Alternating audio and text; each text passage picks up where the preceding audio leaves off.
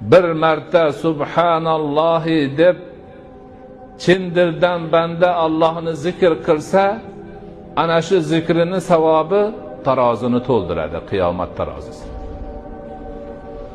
Agar banda bir marta alhamdulillahi vallohu akbar deb qo'ysa, yer va osmonlarning orasi savobga to'lar ekan uning uchun. Qarang, boshqa hech narsaning keragi yo'q. O'tiribmiz oddiy holatda bir soniya ham ketmaydi subhanallohi deyishga. Tarozini savobga to'ldirib olamiz. Valhamdulillahi vallohu akbar deyishga hech qanday vaqt, harakat, juhd, mashaqqat yo'q. Savob to'la. To'lganda ham osmonlar va yerni orasi to'la.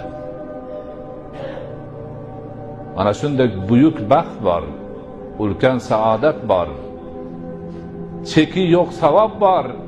Lekin biz vaqtimizni g'iybat bilan o'tkazamiz, bo'xton bilan o'tkazamiz, behuda so'zlar bilan o'tkazamiz, har xil bo'lmag'ur gaplar bilan o'tkazamiz.